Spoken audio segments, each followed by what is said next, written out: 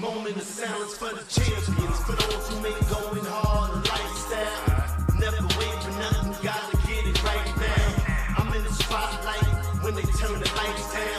Only a champ swing the hardest in the 12th round. I love the fourth quarter, I love the ninth inning, I love game 7. Bring on the competition, cause in my heart, yeah, nobody do it better. Can't slow me down, won't stop me, never. I'm so Cassius Clay, I'm Tyson in his prime. You know me, man. I'm Barry Bonds with Mines. What's up, everybody? And welcome back to the Pressure Podcast. This is a Thursday night edition, Top 10 Thursday. Let's get it. Hell yeah! A little hiatus there. We are coming to you live on a day after a week hiatus. My boy was here in Puerto Rico visiting his family, so we had to take a nice little break. I'll be in Dominican Republic next week, so we're going to take another little break. And then we'll be back on action as the Our feature regular presentations. televised program as scheduled. We're also coming to you on a day where ESPN app and Adam Schefter can go suck a dick for all I give a fuck. I don't care. What the fuck? I have Amon Ra in my fantasy football team, and I'm sure a lot of people made the same thing happen to him. So Amon Ra was questionable. He was suited to play. We all knew he was going to suit up, but I didn't know if he was going to play. The projection said 0, and they just sold no news, okay? Then I go to my lineup around 7:30ish and check again. So I drop him because it don't look like he's going to play. Then at 8:11, I didn't check my fantasy, but I checked to make the last prop bets before the Thursday night football game, and Amon Ra is nowhere to be found. So he ain't playing. Sure enough, he played. So he's on my bench, and I'm really pissed about this right now because this is the last week for anybody to make the playoffs if they haven't clinched yet, and now I need a lot of help.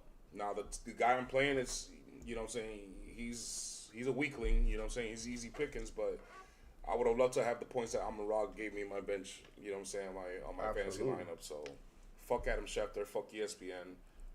I hope they That was all burn it 15. out. That was 15 points that you would have had.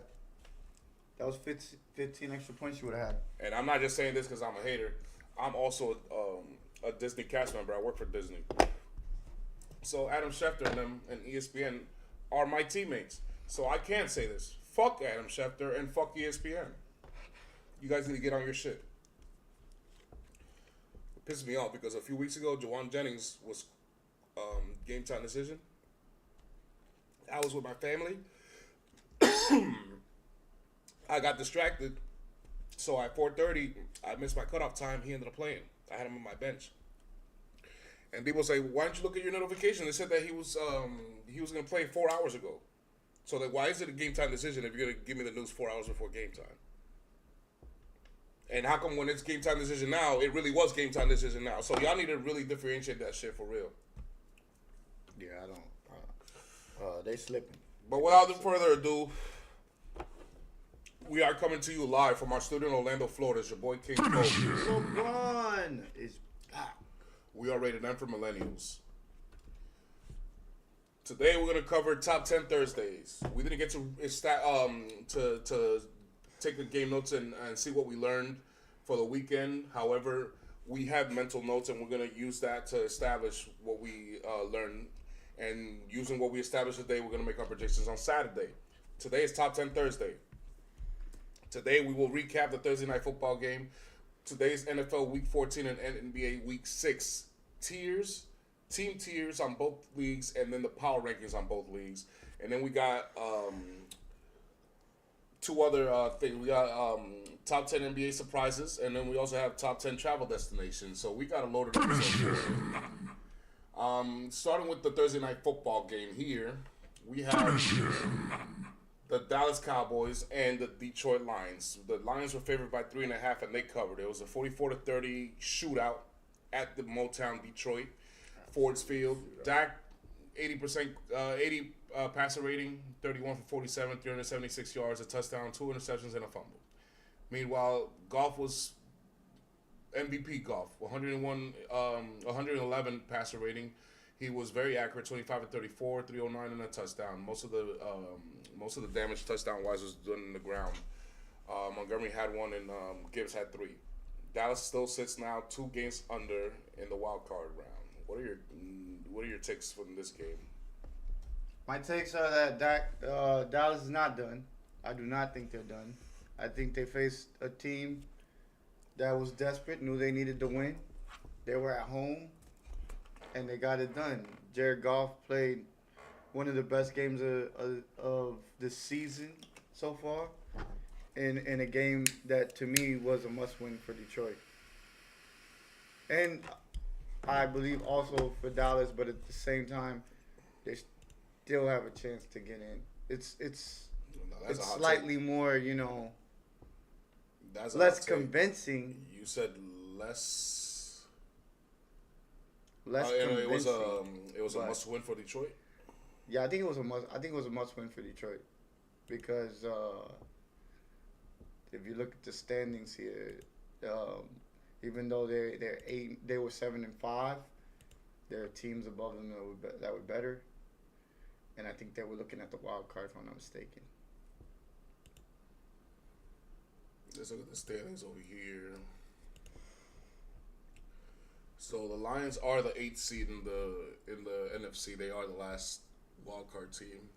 Had they lost, they'd be in a tie with the Carolina Panthers. So yeah, it was a must win. But I think it was also a must win for what's up, Denali? I think it was a must win for Dallas too. But the only difference is coming into this game, I thought the Cowboys had the momentum, so I went with the Cowboys. But it just goes to show you just can't trust Dak Prescott. I mean, I think that's enough said. It's not Dak Prescott. It's the Cowboys. The Cowboys are not consistent. I also knew Dak Prescott's not going to throw for 3 games in a row like that, MVP style. And I just knew that they have no answer for Detroit's run game. They obviously don't have no answer for the pass game, but I just... Yeah, but 31 of 47. That's not a good... 31 or 47? Yeah, That's not bad. That's actually very good. It's just when you throw for 47 times, you had better win that game. You know what I'm saying? But no, he only missed 16 passes out of 47. That's not bad at all. That's almost 70%. It's just that the Cowboys are just this is what they are. They can't stop nobody. They're gonna be able to stop the run, and Detroit's just too good of an offense. I just don't see it. I just seen like I was saying, I was going with the fact that they'd be two really good teams. It doesn't matter. You can't go with just 2 games. What have you seen throughout the season? The season, they might play 2 good games. Whether it doesn't matter who they play, they might play 2 good games and then they're gonna play a little ass. Then they might play. That's how they've been all season. That's why I can't continue to have faith in them, and that's why I just did not think that they were gonna go into Detroit and win. I just didn't think so. But seeing that some of the stuff that they were doing defensively, I thought maybe they'd be able to stop the run. But this is the best run game in the NFL. And Yeah, but remember, you cannot measure divisional games. If you play each other 2 times, whatever happens in those games, you cannot measure it to the other games. I compartmentalize when they play. When it's a divisional opponent, whatever trends I've seen throughout the regular season, I completely dismiss it. I might keep it there just in mind, but I completely dismiss it because I know these 2 teams know how to play each other. Those 2 teams don't know how to play each other, and this is why I expected the Lions to come out victorious, but with a shootout because neither team has a good defense. Well, I was wrong, and I'm glad I was wrong because guess what? That puts my Eagles right in the front run for NFC East champions, All right. which we haven't repeated since we did it. That's my game notes for the most part. That it looks like the Eagles are going to repeat for the first time in the NFC East in 20-something years. Team QB grade, I'm going to give the Cowboys offense and I'll say a B plus. They didn't win, so B plus. Defense an F, and then Lions offense an A, and defense an F. And Damn, I can't give them an F. yeah, that's 30 points. Nah, but because they were putting pressure on Dak. I believe they had 5 sacks in this game. Yeah, that's all they can do on defense is get pressure. I could have expected that. Yeah, but I can't. But just off of those alone, I'm not giving them not an F. Yeah, well, I don't go with what sacks. I go with what points is allowed. 30 points is way too goddamn much. I don't care if you won or not. That's just me. I'm a defensive kind of guy. That's not defense. So I'm going to give them an F on both sides. And on offense, I'm going to give one an A and the other one a B plus, just because the other one won and the other one scored a little bit more. But to me, you brought your A game if you scored 30 points in the QFL this day. And then for QB grade, I'm going to give Dak a C. C minus with all those turnovers. And Goff, he gets an A minus. He didn't do all that much. He just, you know what I'm saying, he did what he had to do, but, you know what I'm saying, he could put up better numbers than that. What did you give their offense again? Who? Detroit. A. Okay. So I would say I'm gonna give Detroit Lions offense an A plus because of the ground game. Love the ground game. That was pretty much what Jahmyr Gibbs was. Jahmyr Gibbs. And defensively, I'm gonna give them a C minus. I'm gonna give them a C minus. This is a team that can score a lot, and even though they did give up 30 points in the first half, they pretty much made that offense look non-existent. So I give them a C. I give them a C minus, and then for Dallas, F on defense, and I'm gonna give their offense a B, and Dak, I'll give him a C minus, and I give Goff because he took care of the ball and he made the throws when he had to make them. I'm gonna give him an A as well. Fatality. Well, that's the Thursday night recap over there. So we're gonna jump into the. We're gonna talk about the NBA. Yes. Denali, don't worry, we got you. We're gonna finish off the NFL topics with the NFL tiers and the power rankings, and then we'll jump to the NBA because today is NBA day. So what was it that I had it? Yeah. So let's go with the NFL Week 14 tiers, shall we? Give me a hell yeah! Every Thursday, not only do we do the power rankings, but we put the leagues, the association and the league in tiers to show you how the other teams that are not in the top 10 stack up. And we have them in 3 different categories. There's the bronze, the silver, and the gold. The bronze are simps. They're simps because they're losers. These guys are you know what I'm saying, stood up. These guys are basically virgins. These guys get no girls, no dates, left on red, stood up, friend zone. Those are these guys. In here you will have the Cleveland Browns, who with Shador are playing a lot better, but their season's over. The Miami Dolphins, who are literally playing for their coach's resume. The Tennessee Titans, who are tanking for more weapons, I guess. The Saints, who are tanking for we don't know what yet, but something. It looks like they're on a mission. They're the only team that seems to get the assignment. The Oakland Raiders, who are now starting to tank. And I'm not even sure they're tanking on purpose. They're probably tanking accidentally. The New York Trash, who don't know how to tank. They're winning now, and they're fucking up their draft standings. The New York Giants, who are not fucking up their draft standings, they're going to get a nice little piece over there. And then the Washington Redskins, who lost their franchise quarterback for the season. They have a backup who is playing pretty good, but he's a backup nonetheless. So what can you expect? And their defense isn't good. They're done. Then you have the haters. The haters are in a club of their own because they're not probably going to make the playoffs, but they're good enough to knock out a team that is in the wild card, if not replace them itself. In here you will find the Cincinnati Bengals. They just got Joe Burrow back, so it looks like they're going to be flying on offense. Their defense is still nothing but air. So I put them at haters club. They probably finish right below 500. The Cardinals are pretty much the same, except they have a backup quarterback. So they're going to finish a few games below 500. However, they are formidable on defense, so they can put up some points on you too. Then you have the Atlanta Falcons, who lost their franchise quarterback, so they're just haters right now. They still got a hellacious run game, and they have a hellacious pass rush, so they can knock out a team or two from the playoff standings. Maybe the Panthers or the Buccaneers in their own division. That's a tight race that we're paying attention to. Then you got the Vikings. The Vikings are now, I guess, going to start tanking very soon. They ain't got nothing left to play. Their season's over. Their quarterback looks like he's a bust, and you know what I'm saying, they need to retool ASAP because they actually got a nucleus right now that can win. Kansas City are playing like haters right now. I would put them a little more above, but they're I don't know. They can't win when Mahomes plays good. They can't win when Mahomes plays bad. They can't win when they close games because right now they're the worst close game margin in the entire league this season. So speaking of, that's just pathetic. They're 1-7 in games decided by 7 points or fewer this season. That's something you don't hear every fucking day at all.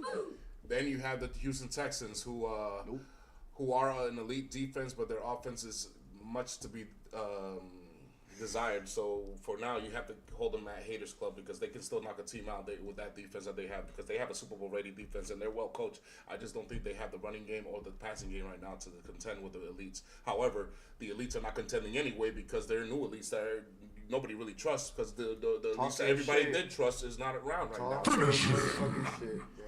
Then we got the wild cards. In here you'll have the Jacksonville Jaguars, who they are, you know what I'm saying, looking like an elite defense, but their offense is the most untrustworthy offense in the playoffs right now. That's my hot take. This is the most untrustworthy offense in the entire playoffs. I figured that ball to ETN. Then you have Justin Herpes of the San Diego Chargers. They're going to make the playoffs, but this is the most untrustworthy team that I consider in the playoffs. I don't know which game they're going to run good or pass good or defend good or not. Then you got my Baltimore Ravens, who have fixed a defensive problem, but now they have an offensive problem.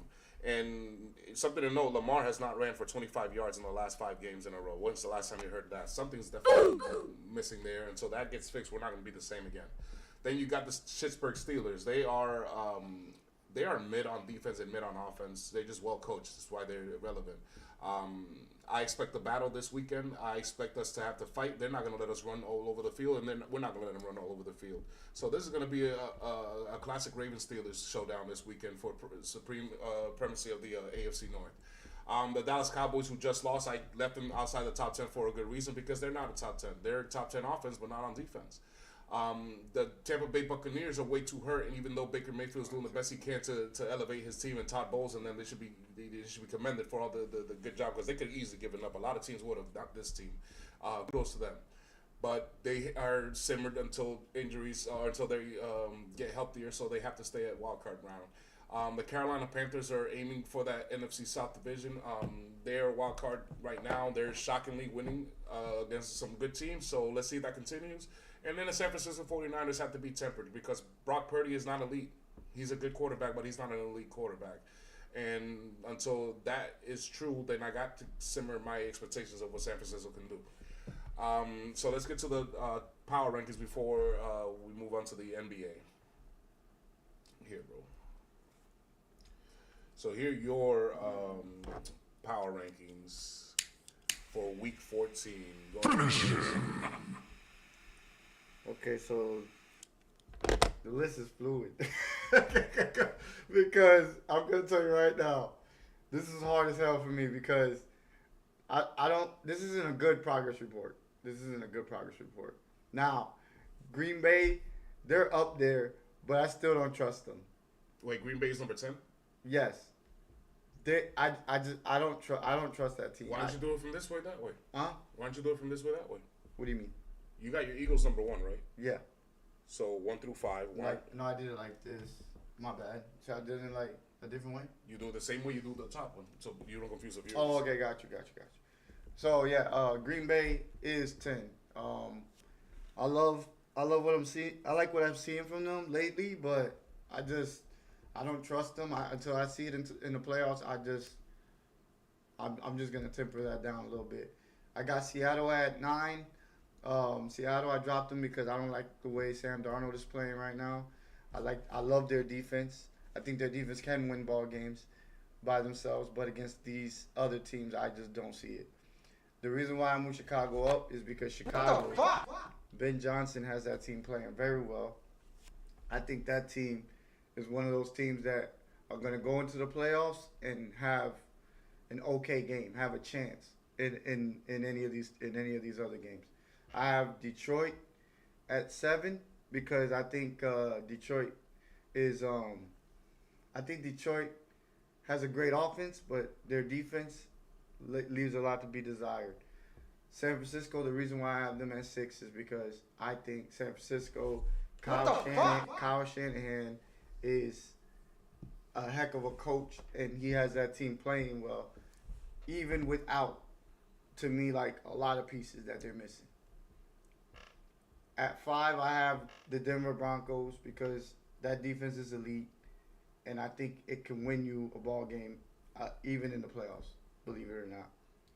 At 4, I have the Buffalo Bills, only because I trust Josh Allen when it comes to the playoffs. He's a really good quarterback when it comes to the playoffs.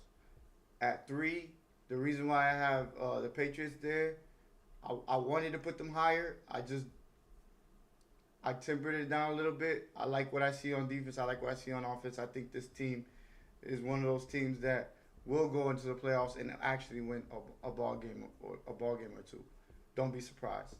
Maybe like the next Jaden Daniels situation where we saw Jaden Daniels kind of like do what he did going into the playoffs.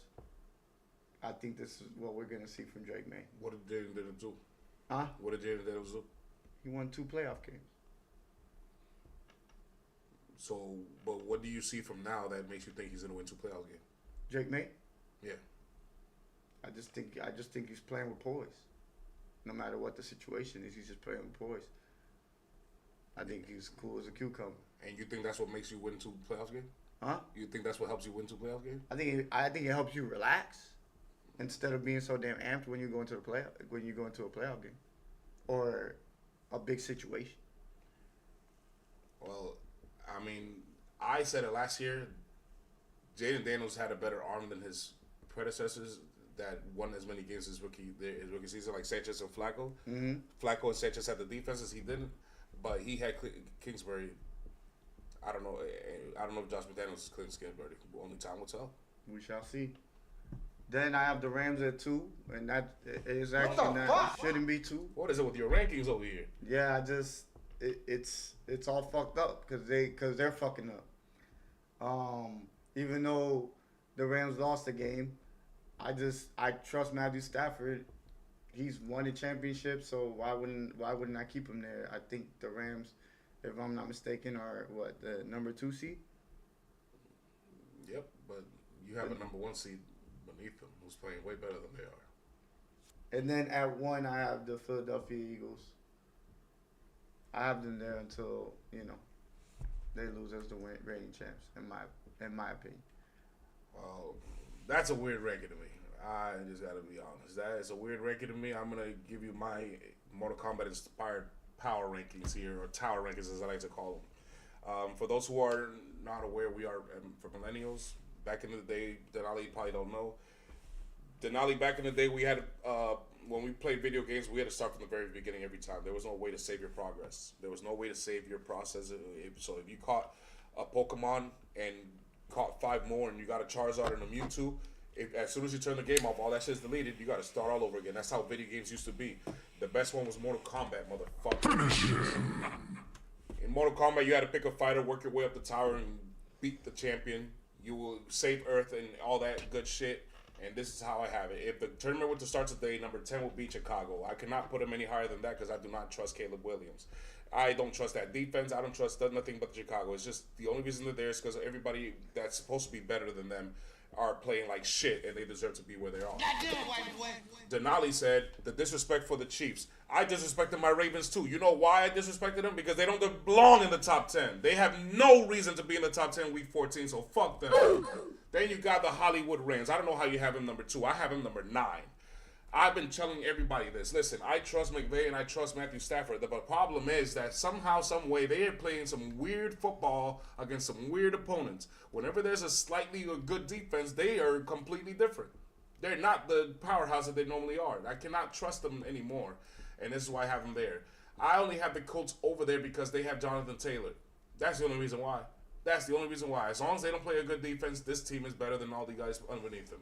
Then you have the Detroit Lions. I knew the Detroit Lions was not going to let me down. They are a good team. They just trash on defense, and they're capped at quarterback, so they have to be capped in the rankings. Then you have Seattle. They're they're just as good, or if not better, than the Green Bay Packers on defense. The problem is that they have to blitz to get pressure. Green Bay can never blitz because they have no coverage. So the only thing that's holding them the deciding factor is the quarterbacks, Sam Darnold and Jordan Love. I don't trust either or, but Sam Darnold plays like shit against good teams. Jordan Love plays so that's why. I have Josh Allen underneath both Knicks, not because I don't trust him anymore. It's just I don't trust the team more than I trust the Broncos. Now this is the QFL. The QFL rules is head coach and QB combo. I'm just gonna give the Broncos their due for now because I'm sure I'm gonna move the Josh Allen Bills higher again. And then I got the New England Patriots challenging them as well because the New England Patriots to me are they're right now on paper the Super Bowl favorite and the number one seed in the AFC, so they belong where they're at. And then until someone dethrones the champions who keep beating good teams, and even though they lost to the Cowboys, is one thing. They lost to the Bears, that's another thing. They're still an elite team. Good luck beating them, and you know what I'm saying, more often than not. So for now, this is Week 14's power ranking. Fatality. All right, Denali. So with the Chicago Bears, it's the run game for me that really, like in the playoffs. Yeah, you do need your quarterback, but when it's cold weather, most of the time they're gonna run the ball, and I think they're really good running the ball. I don't think they are. I've seen them, and I did not get impressed. The last 4 weeks, bro, they've been running the ball like hell, bro. Yeah, I know some of these teams have been like tomato cans, but at the same time, some of these other teams that they played, they have not been tomato cans. I see them against my Ravens, and they cannot run the football. Yeah, but that was just against you guys. Yeah. What about everybody else? And we are 6-6. Imagine everybody else. But your defense is really good, actually. It's just underrated. I can't say that. All I know is that they are not as good as everybody says they are. The only reason I put the Bears 10, and that's why I left them at 10, is because everybody who's supposed to be better than them, and I cannot say this week that they're better than them. Otherwise, I look foolish. That's the only reason why they're there. That's the only reason why they're there. Because if it wasn't for that, trust me, they would be in the wild card or in the haters club. Because they are not all that. They're lucky to be 9-3. I wouldn't say they're all that but I just like their run game. I think their run game is good. So let's get to the N3A, shall we? Give me a hell yeah.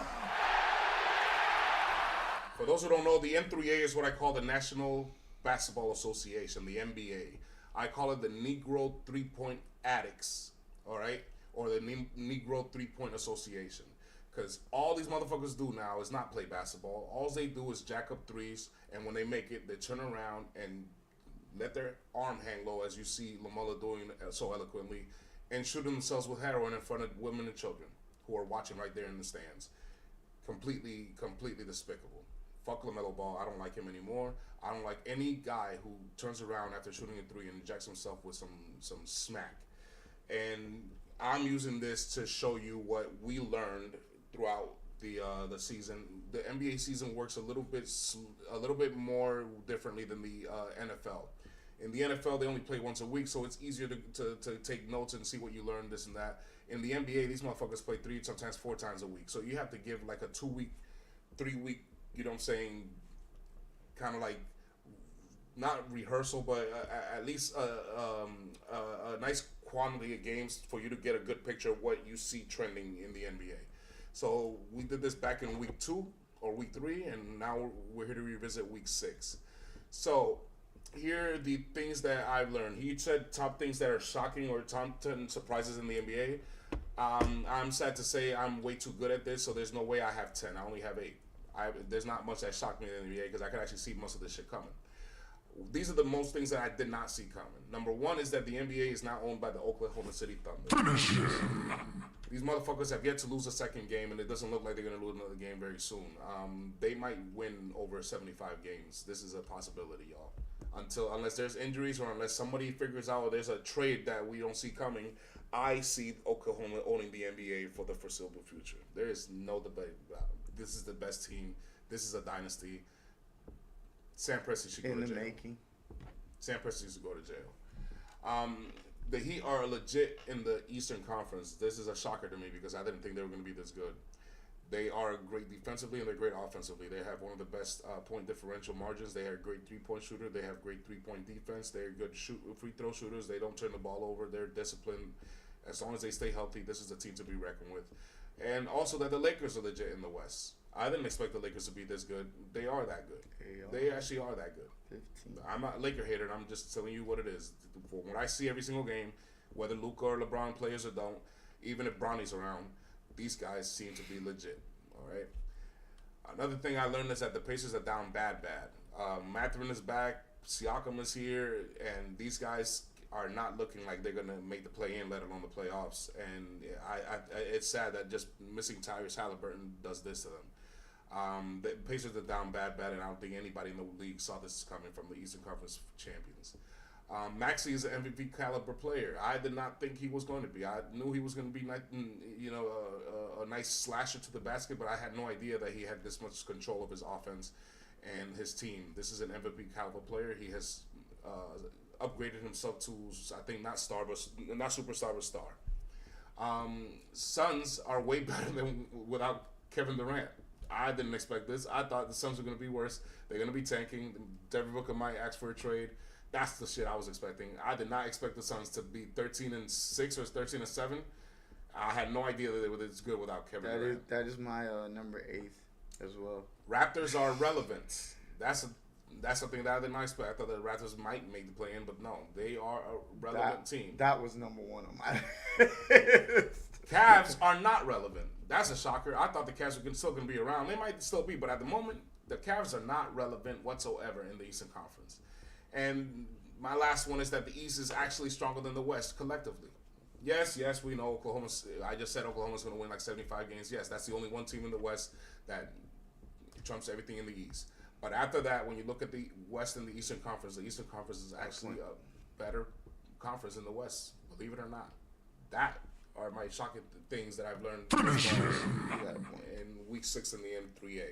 If you will disagree, that's a hot take. But I think the Eastern Conference, I know the Eastern Conference looks stronger than the West at the moment, other than Oklahoma. So some of mine are Danny Advia. I didn't expect him to be so effective with Portland and make them look that good as a team. And then,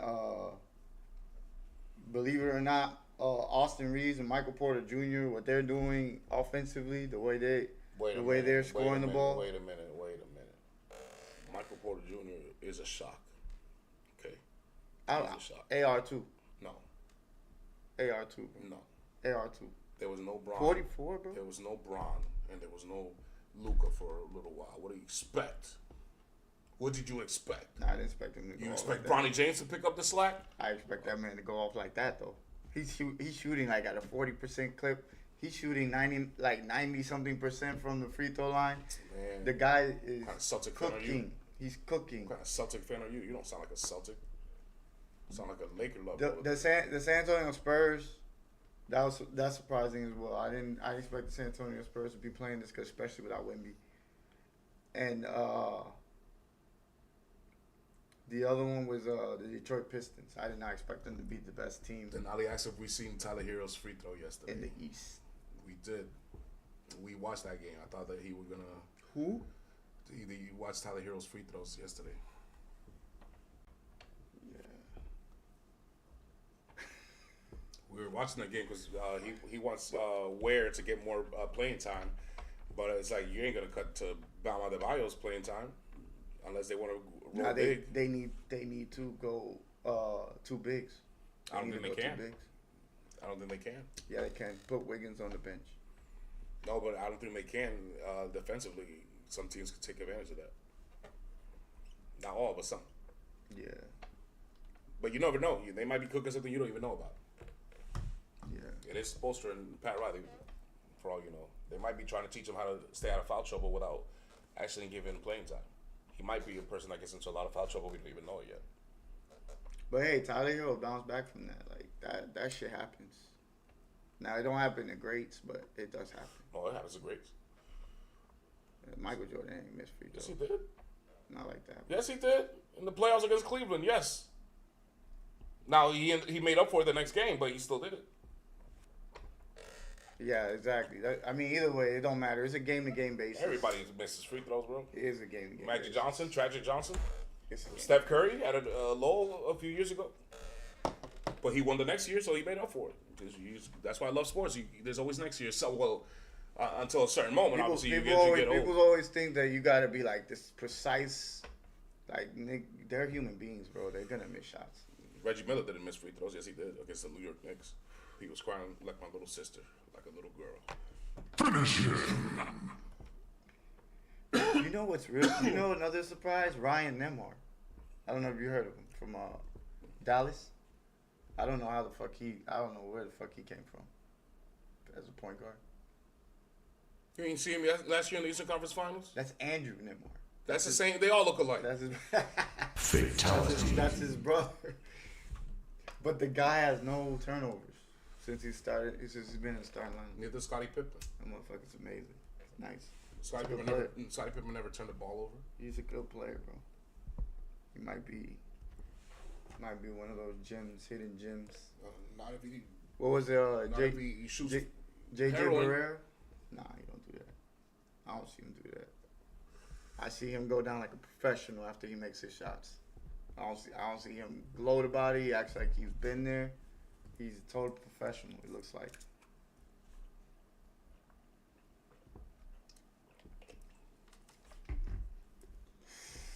But let's get to these That's all you had? yeah, that was it. All right. So let's get to the tiers of the N3A. Because you have most of the ones I have. The Toronto. Yeah. Oh, the Cavs also. The Cavs is surprising as well. I didn't expect the Cavs to start off this bad. Yeah, I said that the Cavs are not relevant.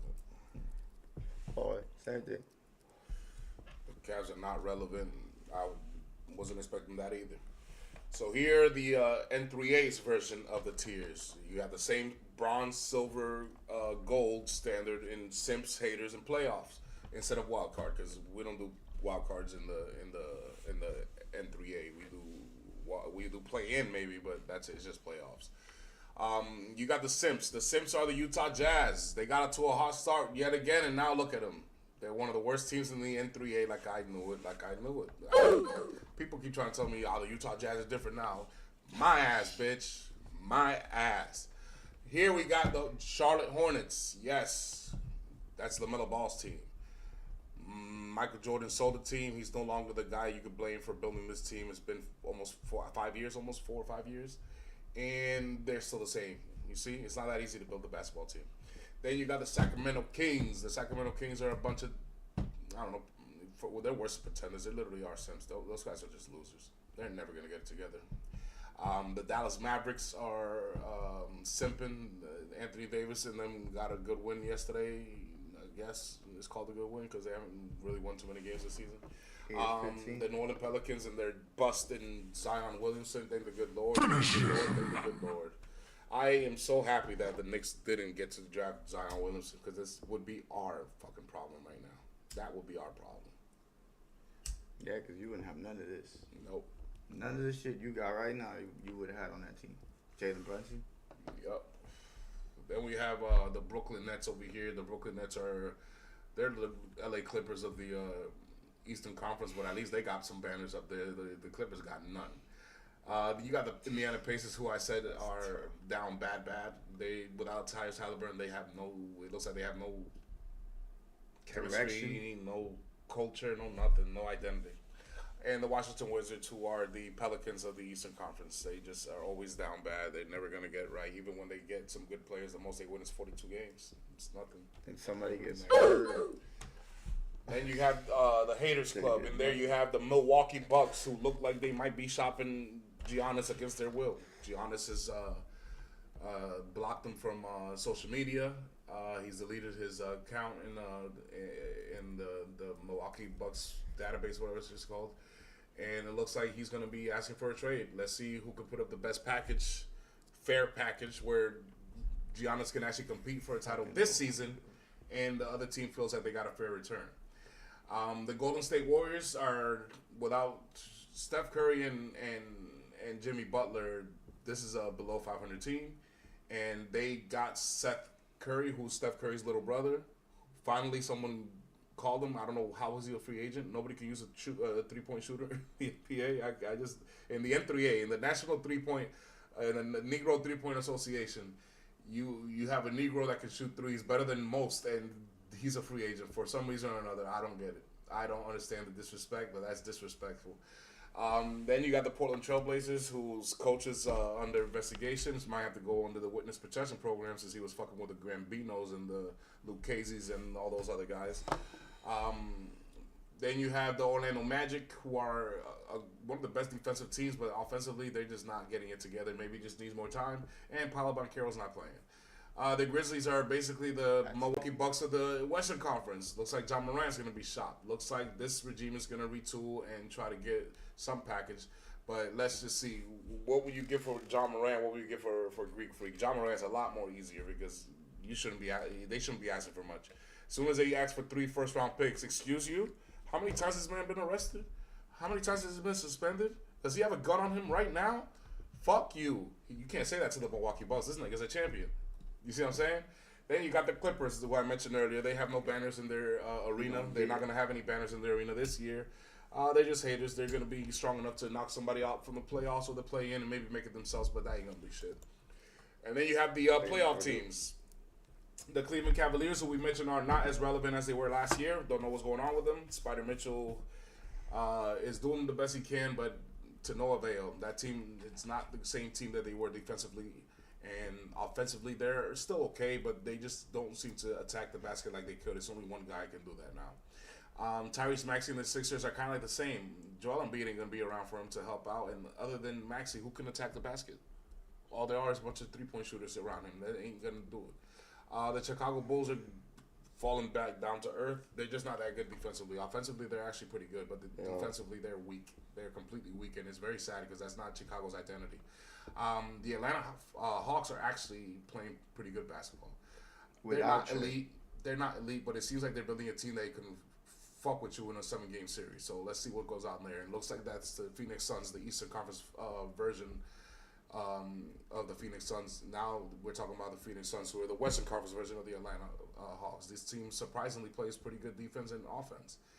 They're not elite in any category, and I don't foresee them being elite, but I mean, they're balling. They're actually low-key kind of balling. I don't know what's going on into Phoenix, but I like it. And then the Toronto Raptors, they're a shocker. They are actually playing pretty good defensively. Offensively, I don't trust them. RJ Barrett's missing, and they still winning. So you got to trust that part at least. I'm just, saying, just calling for what it is. I don't care for the Toronto Raptors much. To me, they are clearly one of the best defenses in the league. Clearly. All right. So let's get to the top 10, which is what we call the power rankings, or we here call the tower rankings. Yeah, hell yeah!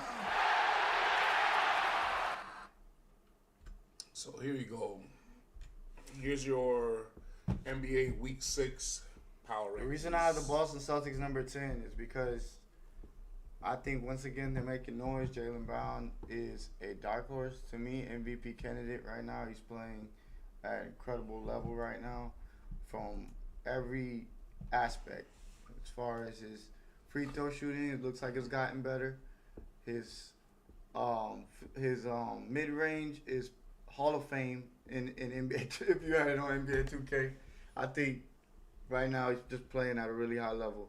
So he's my dark horse MVP right now. At 9, I got the San Antonio Spurs. The San Antonio Spurs are winning without Wemby, and to me that's impressive. Now I don't have them that high because I don't know if they'll make the playoffs or not. But I'm surprised at how well they're playing. I just don't. What the fuck? We'll see. Who's not making the playoffs? We'll see. See what? It's already, bro. They're making the playoffs, or I'm a monkey's uncle. Bro, I just feel like they're too young sometimes. They just act young. Like I watched the game against Orlando, and they had plenty of chances to put that game away. And they just couldn't get it. They couldn't finish it. Yeah, Orlando's a very impressive team defensively. They're gonna give my Knicks problems. We're 0-2 against them. Yeah, I just felt like San Antonio was taking care of business the whole game, and then in the fourth quarter, it just seemed like in situational basketball they weren't. But you got to learn how to read the team's chemistry. Last year, you could say that. This year, they're better than that. what that indicates is not that they might or might not make the playoffs. What that indicates is that they're not going to get far in the playoffs. I guess you could say that then they'll make the playoffs, but I don't think they'll get far in the playoffs. All right, and you're not going to fucking jinx Wemby in the playoffs this season. All right, nobody's jinxing that shit. So then we have Toronto. I think their defense. I think their defense is pretty damn good. Now, does it have lapses? Yeah, but they're a young team, but they look like they're up and coming. They look like they found something.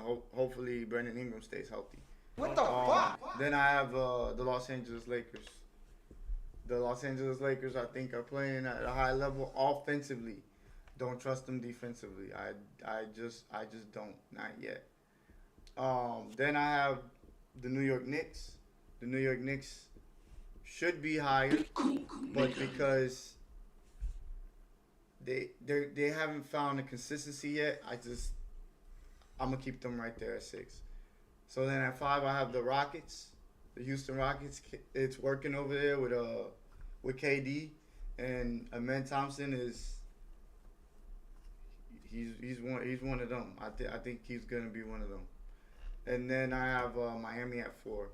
I think Miami, even without some of their pieces, they're winning games, and when they're missing somebody, they win games. It just seems like it's like almost like a plug and play with Miami. So then at 3, I have the Detroit Pistons. The Detroit Pistons, to me, have it defensively, offensively. They have a good coach. They're building a good culture, it looks like. So I have them at 3. And then at 2, I have Denver. Even though Denver does have lapses, Jokic, he's been there, done that, won championships. I just think I'm going to keep them as the threat to OKC.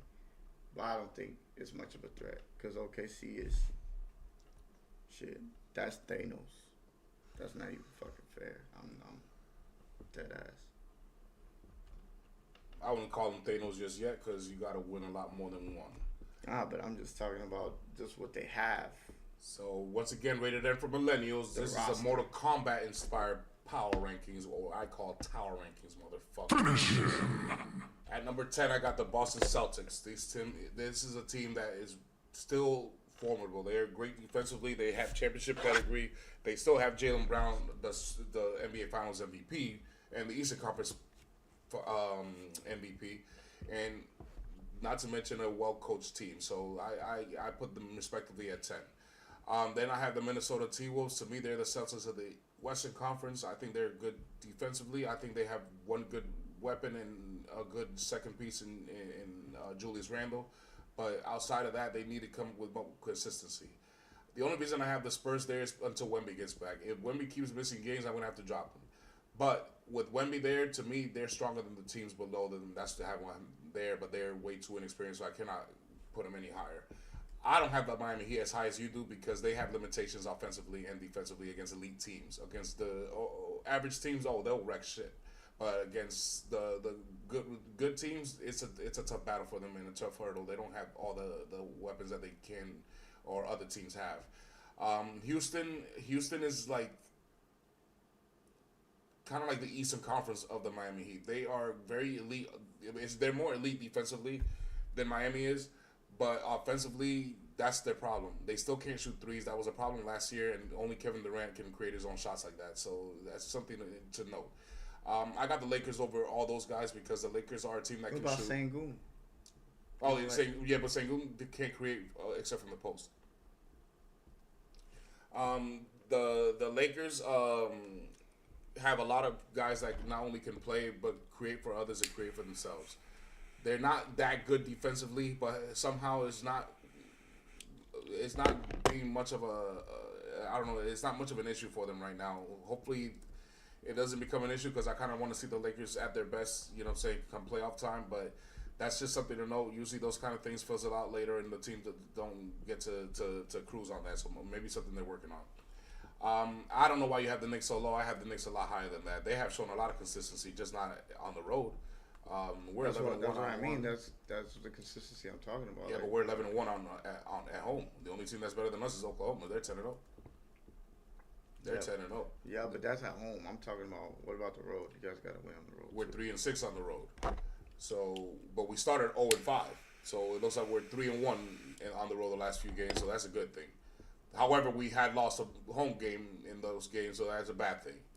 But I have the Lakers as the Knicks of the Eastern Conference. This team, I don't trust the coach, which is why I have him underneath the Detroit Pistons. But those two teams can create. They have, they actually have a good roster, both of them, a lot better than I expected. And they are. I mean, the Knicks are the third team in the Eastern Conference, I believe. Make sure I'm right about that. Or is it the second team in the Eastern Conference? I think you're right about that, though. And I got to put the Pistons there because they have the same coach and the same nucleus for now. But I would. Yeah, the Knicks are second. Actually. Yeah, no, the Raptors are. Oh, it's the Raptors. By a game, it's just a game. They have more. They have one more. Well, they've played 2 more games than we have because they have one more loss than we do, but they have one more win than we do. That's, they're looking at win. Okay, they're looking at the wins over the losses. I got you. Yeah, we have only 14 wins. They have 15. We have 7 losses, but they have 8. So they played 2 games more than we have. Okay. But that's just for now. I know that the Orlando Magic are high now, but I just don't trust their offense. So I have to put the Celtics over the Magic as one of the top 5 Eastern Conference teams, and and they are a top 10 team. And the experience. They are a top 10 team because if you look at the Western Conference top 5, I'm sorry, but the T-Wolves and the Suns and the Warriors and the Spurs are not beating the Celtics right now in a 7-game series. I don't think so. I don't think the Magic either. Even as they're constructed right now. Yeah. With Pablo. Detroit has to be there, like I said, because they have the same nucleus, and I trust their coach more than my coach. Tough, man. Detroit's tough. If we had Tom Thibodeau, we'd be number 1 in the East. Yeah. That's all I got to say about it. I will second that. I have the Denver Nuggets there. I was surprised about Detroit. I have the Denver Nuggets there because obviously they're the only guys that can actually contend against the Oklahoma City Thunder and the reigning champions and the team that's about to win 75 games are number 1. And until further notice, they own the NBA. They are the commissioner, they are the owner, the vice president, the CEO, COO, and the consigliere. Lawyer, dentist, doctor, all that shit. That's the NBA belongs to the Oklahoma City Thunder. They're gonna win 70-something games, bro. Oh yeah, I know. 75. I think they break the record easy. I'll be surprised if they lose 4 games. That's what I'm surprised. I'll be surprised they lose 4 games. The way they're constructed, with the depth that they have on the bench, not to mention the players that they already have in the starting lineup.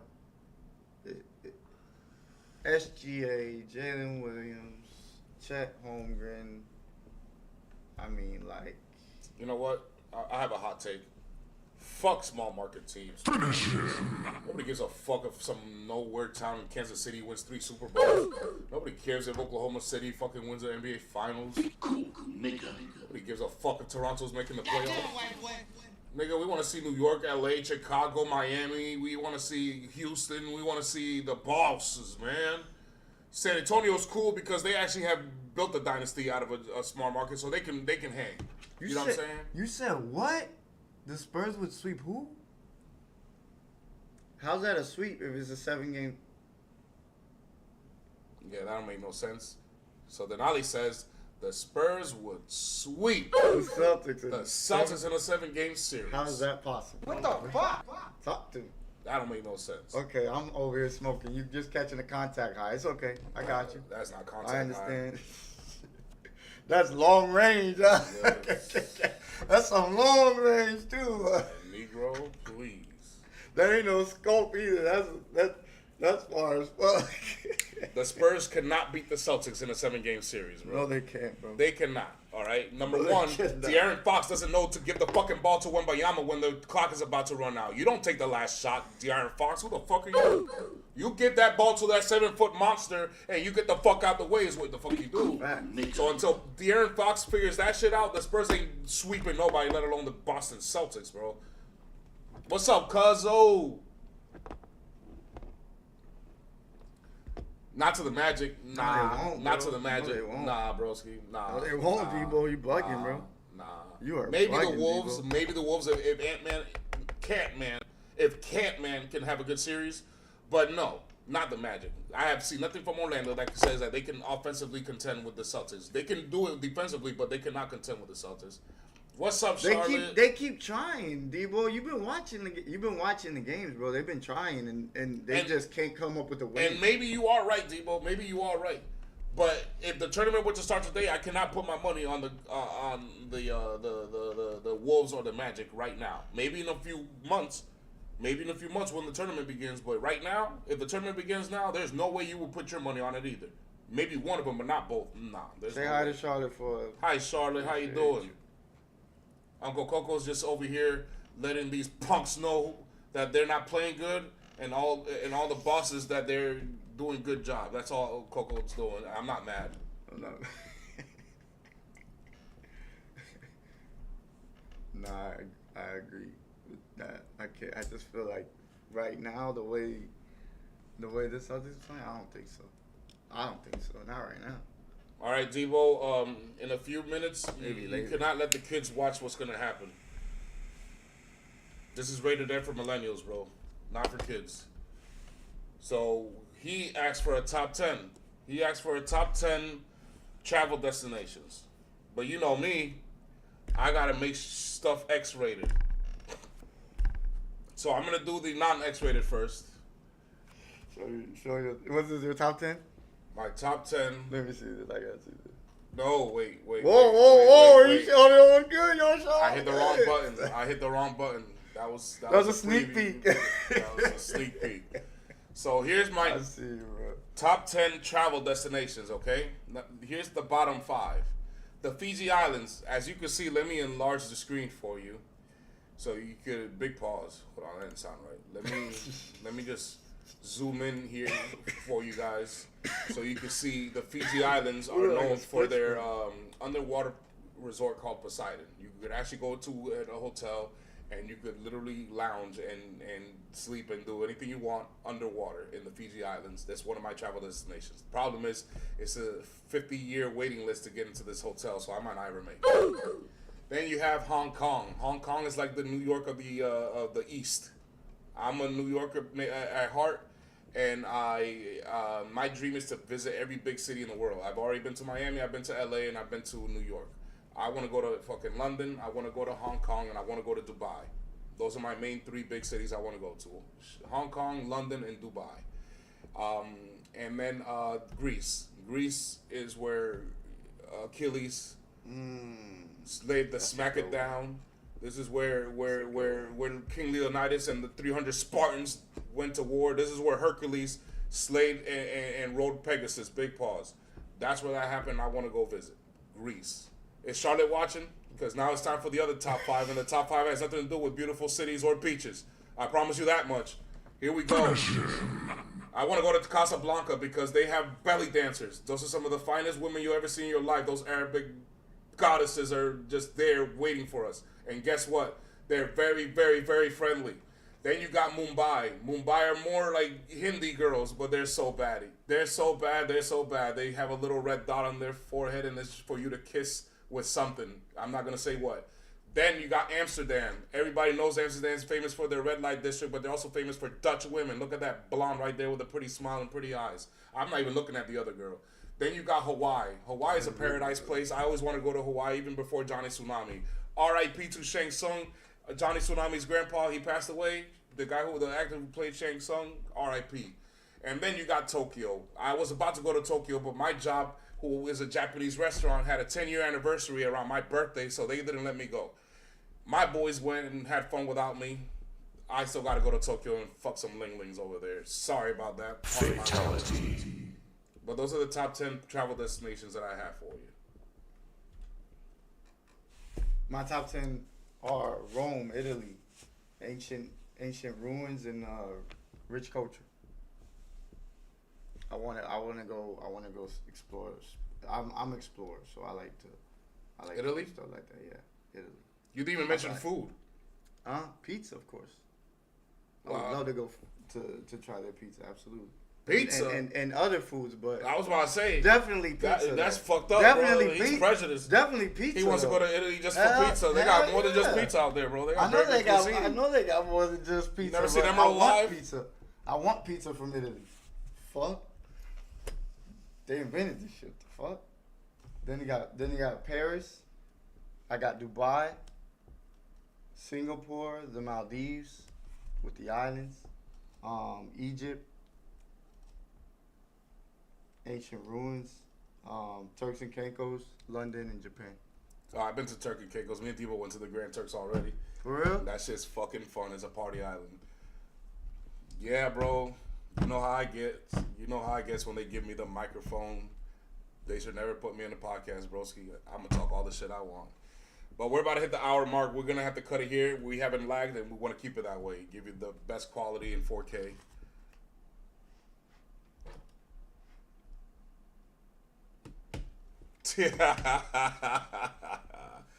Yep, pizza. Fatality. This man only wants to go to Italy to taste pizza, nothing else. Not the pasta, not the linguine, not the salmon, not the nothing. I'm not saying nothing. I He say came to everything. Italy and he wants to eat pizza. That's it. I want to go. He's I tired ain't of say Papa that John's, shit. I ain't say Charlotte. that. He's tired of Pizza Hut and Papa John's and Domino's. He wants Italian. He wants Italian sauce. I want the real shit. Denali, appreciate you tuning in. Debo, appreciate you tuning in. All the other viewers, thank you very much for tuning in. We'll be back on Saturday to give you the players under pressure, who has to perform, who's on must-win mode, who's on panic mode. And we're also going to give you our picks and predictions, who's going to win and lose, who's going to cover, who's not, and what's the best bets to get. Tune in, Denali. Tune in, Denali. We will talk some more N3A and more QFL. Till then, mofos, be safe. Appreciate you. Love you, Charlotte. Have fun, y'all. Have